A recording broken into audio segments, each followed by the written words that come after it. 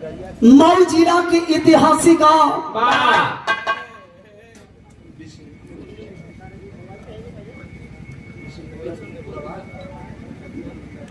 बिशनपुरा बिंद टोली के पावन धरती पे हम सारे लोग एकत्रित हुए हैं। सबसे पहले इस पावन धरती को नमन करते हुए काशीदास बाबा के पूजा के उपलक्ष्य में हम सारे लोग एकत्रित हुए हैं। कृष्ण भगवान काशीदास बाबा के चरणों में, मां बनशक्ति के चरणों में नमन करते हुए काशीदास बाबा के पूजा के उपलक्ष्य में जुटे हुए इस महफिल में पधारे हुए हमारे बीच में जितने हमारे सम्मानित लोग उपस्थित हैं, आज के प्रोग्राम के आयोजक महोदय जिनके माध्यम से हम दोनों कलाकार आपके बीच में उपस्थित हुए हैं, पूजनीय श्री वीरेंद्र यादव जी और पूजनीय हमारे पंडित जी, अथक परिश्रम रहा हम दोनों कलाकारों को बुलाने में, आपको और इस महफिल में पधारे हुए हमारे बीच में आप सभी पिता तुल बुजुर्गों को, नौजवान भाइयों को, प्यारे बच्चों को, दूर दूर से चल कर आए हुए आप सभी विरह प्रेमियों को, हमारी आवाज जहां तक जा रही है गीत और संगीत के आनंद ले रही देश की लक्ष्मी कही जाने वाली हमारी माताएं और बहनें भी बैठी होंगी, आपको भी और साथ ही साथ इस महफिल में पधारे हुए जितने हमारे नेतागण सदस्य उपस्थित हुए हैं, चाहे प्रधान जी हो, बीडीसी सदस्य हो, जिला पार्षद हो, ब्लॉक प्रमुख हो या विधायक जी हो, हमारे यूट्यूबर साथी भी यहाँ पर उपस्थित हुए हैं, आपको भी हम गायिका वीरा मूर्ति रंगमंच की ओर से, पूरी टीम की ओर से एक ही स्वर में हम रंगमंच की ओर से, डुमराव बक्सर बिहार की ओर से आप सबके चरणों में हार्दिक अभिनंदन, वंदन और स्वागत करती हूँ। सबको सलाम, सबको नमस्कार, सबको प्रणाम करते हुए बगल वाले मंच पर बैठे हुए हमारे साथी कलाकार जो नाम का मोहताज नहीं और फिलहाल में जिनको आप लोग गोदनवा वाली के नाम से जानते हैं, अरे वाह गोदनवा वाली, हम रंगमंच की ओर से आपका भी तहे तहे दिल से दिल से, हम हृदय की गहराइयों से, भीतरी के मन से, अतः मन से आपका भी रंगमंच की ओर से हार्दिक अभिनंदन, वंदन और स्वागत है। अरे वाह, रउआ सबके फिर एक बार पैर छू के प्रणाम करतनी और बधाई देना चाहूंगी मायक वाले भाई को। इस समय कलाकारों के सीजन चलत रहा, जैसे खेती के सीजन अलग होला, कटिया के सीजन अलग होला, कुकुरन के सीजन, अभी माई के भक्ति भजन भाई में ना कल तो चालू हो गई, भजन चालू हो गई, तो बधाई के पात्र है नायक वाले भाई। बड़ा सुंदर आपके सेटिंग, बड़ा बढ़िया आपकी व्यवस्था है। जितना बखान कल जाए, जितना चर्चा कल जाए शायद कम हो। अरे वाह, पता न घर वाली मशीन कैसन हुई, बुझा तो लोग गावे ना दे बोलो, जौनो बढ़िया बनवले बड़न बिगाड़ दिहन गाले बोलो। अरे ना भैया एगो घरवो मशीन पे वो मशीनिया कहीं कर बाबूजी बजावे लो। खैर हम क्षमा चाहेंगे आपसे, बड़ा सुंदर सेटिंग, बड़ा बढ़िया व्यवस्था, कभी कभी ऐसी व्यवस्था देखे के मिलेला।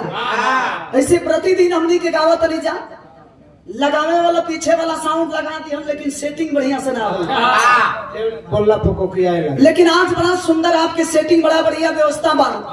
कभी कभी माता रानी ऊपर वाला देलन तो छप्पर फाड़ के देलन, तो आप बधाई के पात्र हैं, बधाई देना में उचित समझ रही हो। माता रानी जिंदगी के हर मोड़ पर आपको सफलता दे। आइए समय और समाज के अनुसार प्रोग्राम की शुरुआत एक देवी गीत से हो। हमारी हिंदुस्तान की सरजमी का यही एक प्रथा है, चाहे हिंदू हो, चाहे मुसलमान हो, चाहे सिख हो या ईसाई हो, चाहे कसाई हो, कोई भी इंसान अपने कार्य को शुरू करने से पहले लोग अपने अपने इष्ट देवता के मनावल करेलो। ई मन जौन बा बड़ा अधम होला मास्टर। जल्दी जोग में, तप में, साधना में, अर्धना में, वंदना में रमेला ना। आई मन जब भक्ति में रम जाला ते मन के कतनो टस समझ करबो। हिली डोली ना है हमर बाबू। यही से तो कहेला आदमी की मन चंगा तो कठौती में गंगा। नहीं तो घूमन नंगा। सच्चे मन से एक बेटी की फरियाद है बैहर वाली माता से, विंध्याचली भवानी से, तारा चंडी मैया से, माई मुंडेश्वरी से, कलकत्ता के काली और दुबौली के महाकाली से। मास्टर साहब को वंदना के लय बना ली बहादुर। हारमोनियम को थोड़ा सा उठा दी भैया।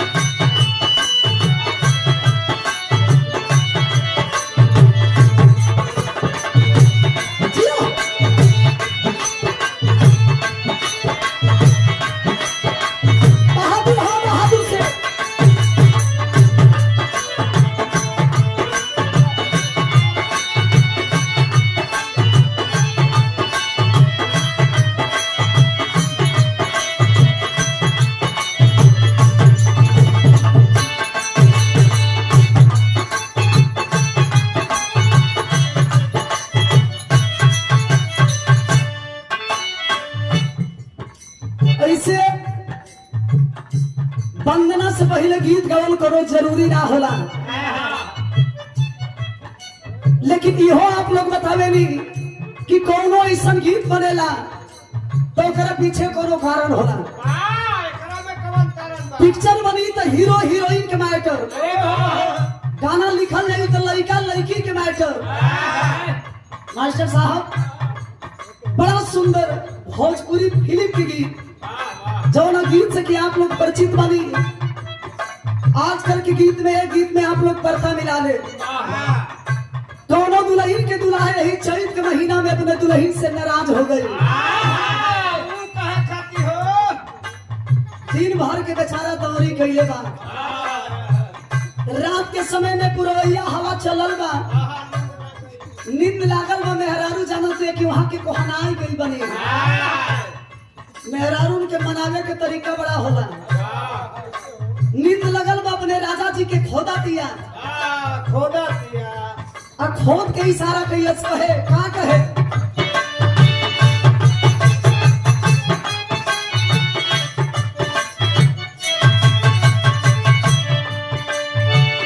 राजा जी बलमू जी, सैया जी राजा जी, हमारी ओरी आई राजा,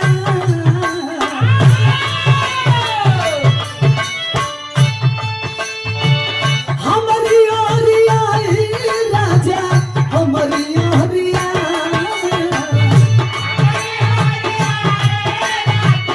हमारी ओरिया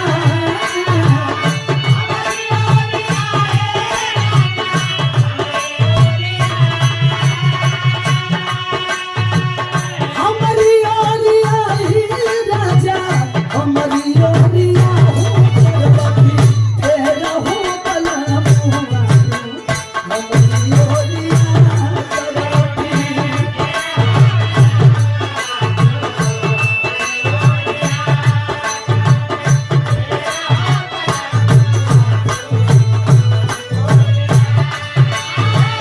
हमारी ओरिया राजा,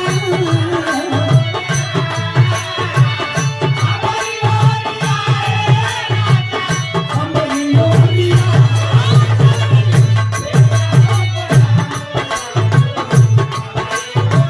जाओ जाओ।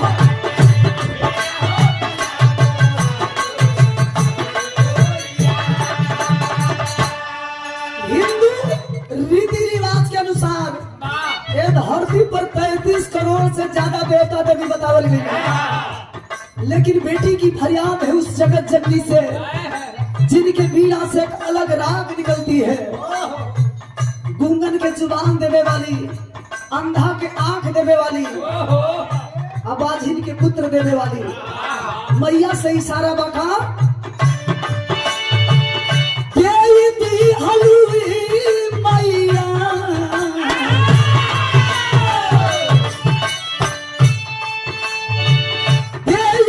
हलुई मैया हलू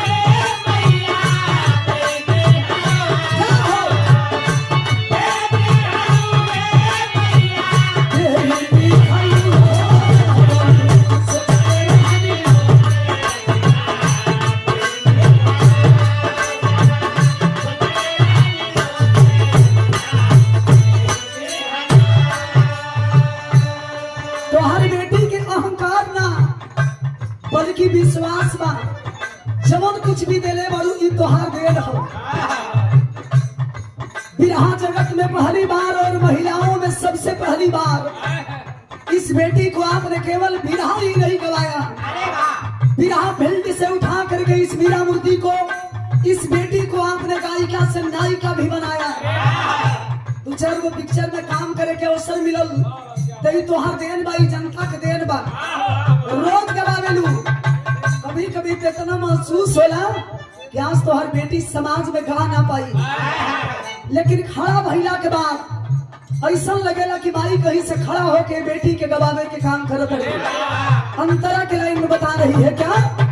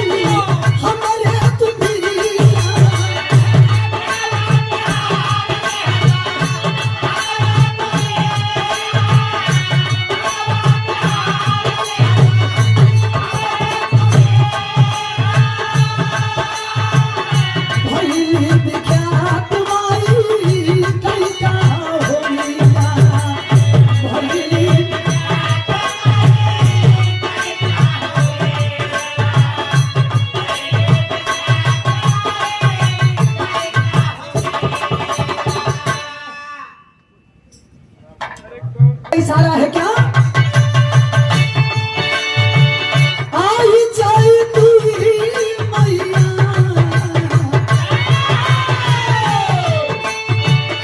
आई जाए तू मैया, आई जाए तू।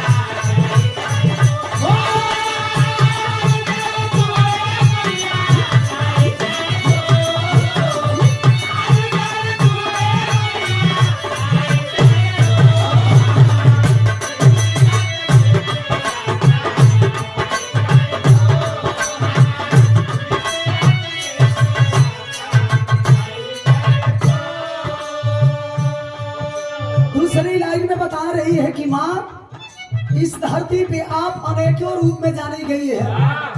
तुम्हारा रूप अनेक, शक्ति एक बतावल गई।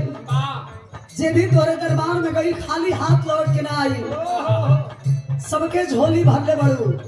ये बेटी तोरे दरबार से कैसे खाली चल जाई। दूसरी लाइन में इशारा बका, अरे कितियों से बिटिया और चपनी से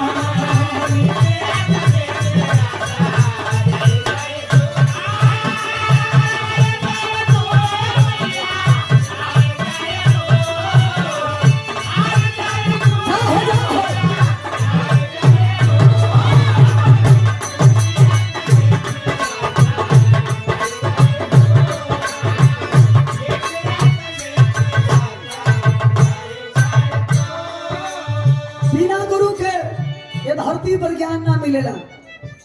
केवल मैं नहीं, मेरे पूरे खानदान के लोग आपके चरणों में अपना जीवन समर्पित कर गए। उस हस्ती का नाम, उस परिवार का नाम बताना चाहती है जिनके नाम से पूरा बिहार जगत में एक बार भूचाल आ गया था। उस हस्ती का नाम, उस परिवार का नाम क्या बता रही है?